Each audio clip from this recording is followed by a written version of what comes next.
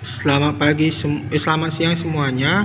Berjumpa kembali di mata pelajaran sosiologi untuk kelas 11. Bapak harap semua adik-adik kami yang ada mengikuti pembelajaran daring tetap semangat, tetap bersukacita dalam mengikuti pembelajaran daring. Karena sebentar lagi kita mengikuti ujian dan bisa merasakan liburan nantinya ya. Oke. Untuk materi kali ini adalah materi yang baru dan materi yang terakhir di bab 2 berkaitan dengan masalah ya, masalah sosial. Jadi kita masuk ke subtopiknya, yaitu pemecahan. Jadi masalah sosial ini bisa diselesaikan. Jadi di sebelumnya itu adalah masalah berkaitan dengan manusia itu sendiri, misalnya dalam hal kependudukan yang lebih di dalam suatu wilayah, ada yang pengangguran, ada yang kemiskinan. Kenapa ada terjadinya urbanisasi itu dijadikan sebagai masalah? Kenapa? Niat seseorang untuk memperbaiki hidup. Jadi masalah sosial ini berkaitan tidak sesuai antara harapan dan kenyataan. Jadi harapan yang dilakukan oleh masyarakat atau harapan yang dilakukan oleh orang itu tidak sesuai dengan hasil. Tidak sesuai dengan hasil. Kenapa? Karena orang berlomba seperti itu juga untuk bisa memperbaiki taraf hidup masyarakat, memperbaiki kualitas. Jadi dalam hal apa? Bisa latar belakang pendidikan kita sudah bergelar sarjana, tetapi tidak menjamin kehidupan dengan latar belakang pendidikan, ataupun usahanya sudah sekinian pun mungkin atau sekreatif pun mungkin yang dilakukan, tetapi tidak menjamin kualitas hidup kita makin sukses.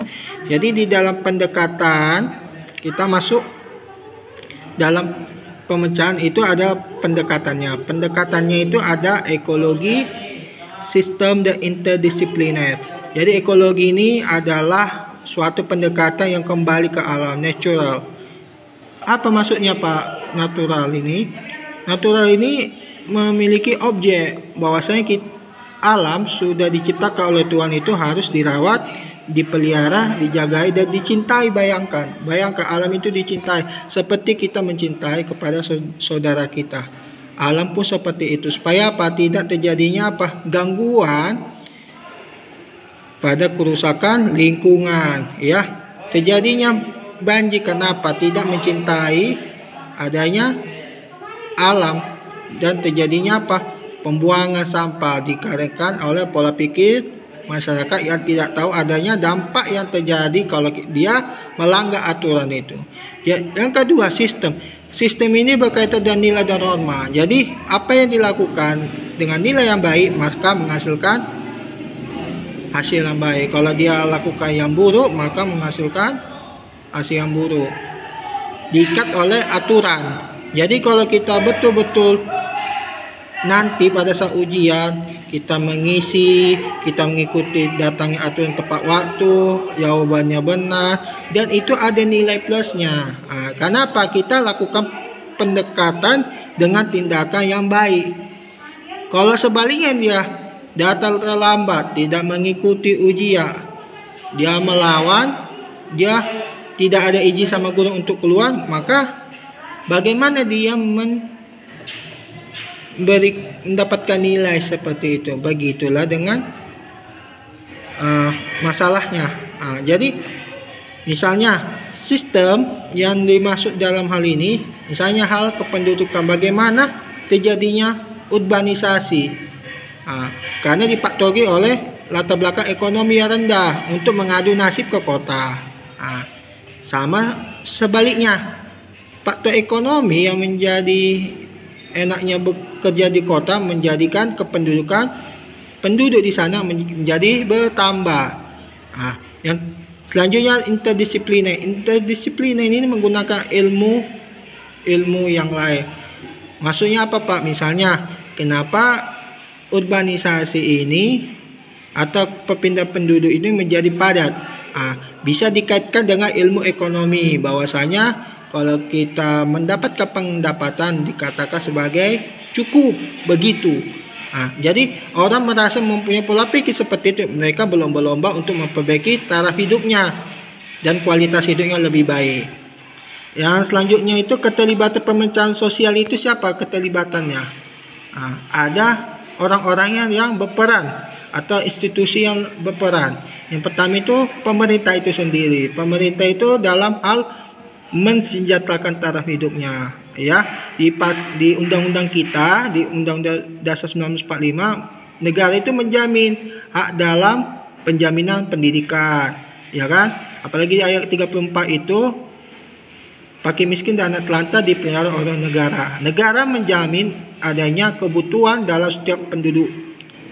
Kedua, sosiolog, ahli sosiologi. Jadi ahli sosiologi memukakan setiap ide gagasan untuk bisa mengubah tatanan kehidupan masyarakat. Yang ketiga, parlemen. Parlemen ini seperti Dewan Perwakilan yang mencetuskan suatu kebijakan yang tepat dan tidak menyimpang dari suara rakyat. Supaya apa? Supaya rakyat bisa mencukupi kebutuhannya berdasarkan aturan yang sudah dibuat, yang sudah disepakati, ya.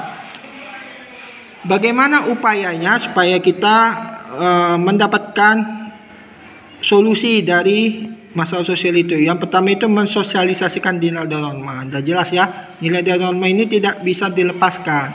Ini menjadi satu kesatuan. Apalagi dengan tindakan yang baik menghasilkan hasil yang baik, ya. Begitu. Diikat dengan aturan-aturan yang kamu bekerja, apabila kamu aturan sekolah, seperti itu, ya. Jadi harus ada ikatan. Yang kedua, mempertegas sanksi sosial bagi pelanggar. Ini bisa bersifat represif.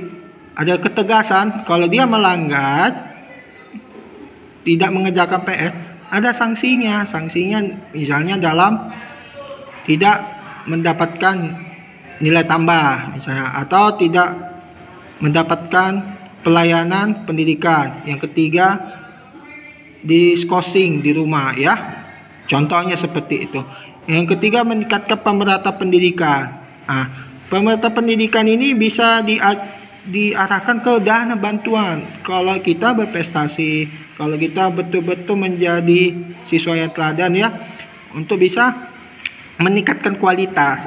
Tujuannya itu memperbaiki taraf hidup masyarakat, ya, dengan memperbaiki kualitas dari segi pendidikan, dari segi pertumbuhan penduduknya, bagaimana dengan orang-orangnya di dalamnya, ya.